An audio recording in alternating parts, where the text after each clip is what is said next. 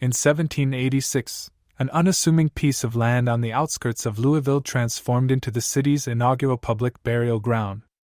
This hallowed ground, referred to as the Upper Jefferson Street Graveyard, served as the final resting place for countless individuals. However, as the 1820s drew to a close, this cemetery reached its capacity, and the last interment occurred in 1832.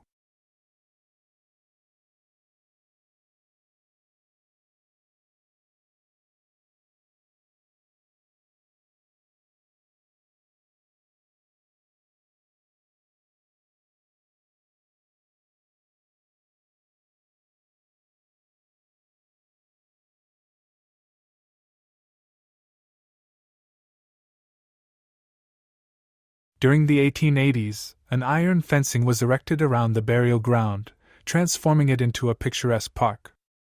This transformation was accompanied by a significant change in nomenclature, as Mayor Charles D. Jacob chose to honor his predecessor, John G.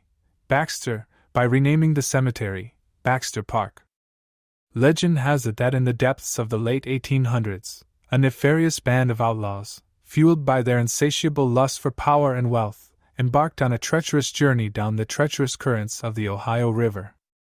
Their ill-fated flatboat, laden with stolen treasures and marred by the stench of their wicked deeds, docked ominously upon the desolate river banks.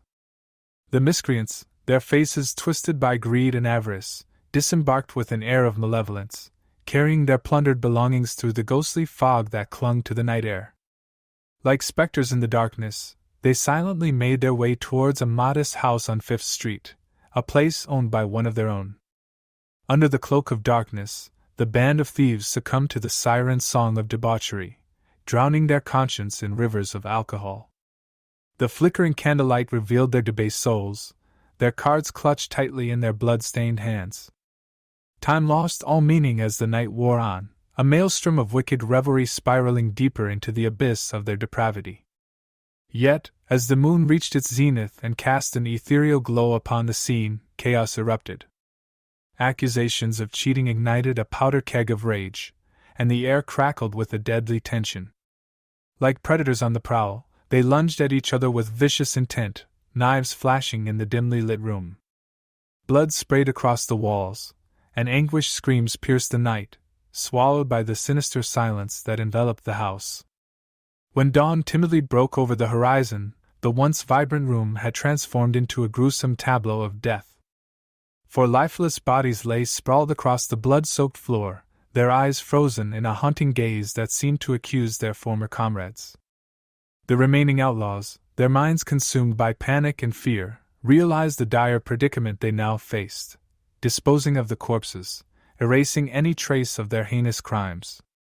With grim determination, they carried the limp bodies, their weight a chilling reminder of the darkness that had consumed their souls, to the graveyard on Jefferson Street. In the shadowy embrace of night, they dug a shallow grave at the foot of a towering honey locust tree that stood sentinel on the southwest corner, its gnarled branches reaching out like twisted fingers. The cold soil swallowed the remnants of their malevolent deeds, sealing their secrets within the earth. Years turned to dust, and the haunting tale faded into the fabric of the town's history, buried deep within its darkest recesses. Yet nature, with its peculiar sense of justice, could not remain indifferent to the sins that stained the land. Unleashing its fury, a tempestuous tornado swept through the desolate graveyard, ripping asunder the mighty honey locust tree. It crashed to the ground with a thunderous boom, leaving nothing but a barren patch of earth. But from the depths of that desolation, a haunting sight emerged. For saplings, their fragile forms a stark contrast to the towering tree that had once dominated the landscape, sprouted from the very ground that had consumed the ill-fated bandits. A cruel reminder of their misdeeds, the saplings stood as a testament to the spirits forever bound to that unhallowed ground. Legend has it that every year, on the unknown anniversary of their demise, a peculiar sight unfolds in the cemetery. Four spectral figures emerge, clad in humble linen woolsey shirts and buckskin pants, their bare feet treading softly on the sacred ground. These ethereal outlaws stand in solemn reverence beside their long-forgotten graves, each clutching a cherished relic from their earthly lives. According to local lore, One of the apparitions clasps a weathered boat horn, while another clings to a worn deck of cards. The third specter tightly grips a trusty hunting knife, while the last phantom clutches a hauntingly empty bottle of whiskey. Time seems to pause as the four ghostly figures pay their respects, their presence invoking a hushed reverence among those fortunate enough to witness this spectral ritual. After a lingering moment, the phantoms gradually recede into the earth, vanishing from sight until the following year. Alas, the specific date of their fateful demise remains shrouded in the mists of history, lost to the annals of time. If you'd like to learn more about the haunted history of Louisville, Kentucky, please check out our book Southern Ghost Stories, Louisville. Also, like and share the video. Be sure to subscribe to the Southern Ghost Stories YouTube channel for daily ghost stories.